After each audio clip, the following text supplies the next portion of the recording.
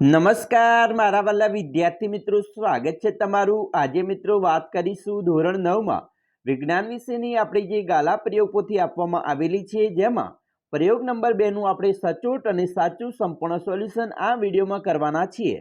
તો ચાલો વિદ્યાર્થી મિત્રો વિડીયોની શરૂઆત કરીશું। તેના પહેલા તમે ખાસ ચેનલમાં નવા છો તો મિત્રો ચેનલને અવશ્ય સબસ્ક્રાઇબ કરી વિડીયોને લાઈક અને શેર કરવાનું ન ભૂલતા, જેથી કરી અમે તમારા સુધી ધોરણ 9 ના તમામ વિડીયોનું સોલ્યુશન ઝડપથી મોકલી શકીએ।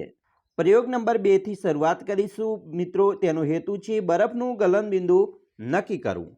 હવે આ હેતુની અંદર મિત્રો આપણે જરૂરી સાધનોની જરૂર પડશે: સ્ટેન્ડ, થર્મોમીટર, કાચની ગળણી અને બીકર। એના માટે જરૂરી પદાર્થની જરૂર પડશે બરફના ટુકડા। વિદ્યાર્થી મિત્રો, અહીંયા તમને એક આકૃતિ આપેલી છે, આ આકૃતિ તમે જોઈ શકો છો। આકૃતિ અને આપણે અહીંયા મિત્રો બંધ બેસતી આકૃતિ દોરવાની છે અને તેની નામ નિર્દેશ પણ કરવાનો રહેશે। આપણે હવે પ્રયોગ પદ્ધતિની વાત કરીશું। તો અહીંયા મિત્રો તમારે કેવી રીતે આ પ્રયોગ કરવાનો છે। પહેલાં તો સૌપ્રથમ એક કાચની ગળણીમાં 150 ગ્રામ બરફના ટુકડા લેવાના છે। આકૃતિમાં દર્શાવ્યા મુજબ સાધનો ગોઠવી દેવાના છે। થર્મોમીટરનો બલ્બ બરફના ટુકડાની વચ્ચે મિત્રો સંપર્કમાં રહે તેમ થર્મોમીટરને સ્ટેન્ડની મદદથી ઊભો ગોઠવી દેવાનો છે। થોડી વાર પછી બરફ પીગળવા માંડે ત્યારે તેનું તાપમાન તમારે નોંધવાનું રહેશે। ત્યારબાદ 2 મિનિટ પછી અને 5 મિનિટ પછી બરફનું તાપમાન નોંધતા રહેશો અને એના પછી આપણે આ પરથી બરફનું ગલનબિંદુ નક્કી તમે કરી શકશો અને તેનું અવલોકન પણ આપણે નોંધવાનું છે। હવે જે આપણે અવલોકન નોંધેલું છે તે અવલોકન શું આવ્યું છે એની વાત કરીશું। તો પહેલું છે, બરફ પીગળે ત્યારે શરૂઆતનું તાપમાન 0°C હોય છે।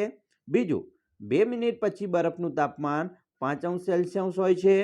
ત્રીજું, 5 મિનિટ પછી બરફનું તાપમાન 10°C હોય છે।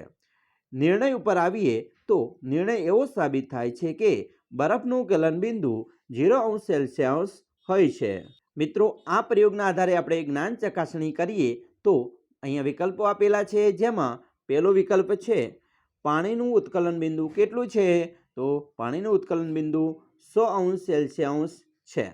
બીજું, બરફના ગલનગુપ્ત ઉષ્મા કેટલી છે, તો મિત્રો બરફની ગલનગુપ્ત ઉષ્મા છે 3.34 × 10⁵ જૂલ કિલોગ્રામ -1 બરાબર। એના પછી ત્રીજું છે વાયુના પ્રવાહીકરણ માટે યોગ્ય પરિસ્થિતિ જણાવો, તો એનું છે નીચું તાપમાન અને ઊંચું દબાણ। ચોથું, ગલનની પ્રક્રિયા દરમિયાન ગલનબિંદુ સુધી પહોંચ્યા બાદ જ્યાં સુધી સંપૂર્ણ બરફ પીગળી ના જાય ત્યાં સુધી તાપમાનમાં શું ફેરફાર થાય છે, તો મિત્રો તાપમાન છે એ અચળ જ રહે છે। 5, દ્રવ્યની ઘન અવસ્થામાંથી પ્રવાહી અવસ્થામાં રૂપાંતરની પ્રક્રિયાને શું કહે છે, તો એને મિત્રો આપણે ગલન કહીશું।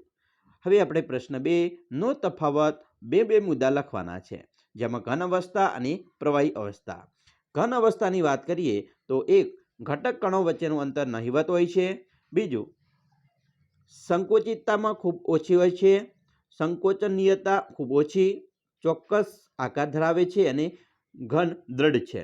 જ્યારે પ્રવાહી અવસ્થામાં ઘટક કણો વચ્ચેનું અંતર ઘન કરતાં થોડું વધુ હોય છે, સંકોચનીયતા થોડી વધુ હોય છે, ચોક્કસ આકાર ધરાવતા નથી અને પ્રવાહી તરલ છે। તો વાત કરીએ આપણે પ્રયોગ નંબર 2 નું સંપૂર્ણ સોલ્યુશનની। વિદ્યાર્થી મિત્રો, તમારે પ્રયોગ અંગે વધુ માર્ગદર્શનની જરૂર હોય તો અહીંનો આધાર લઈ શકો છો।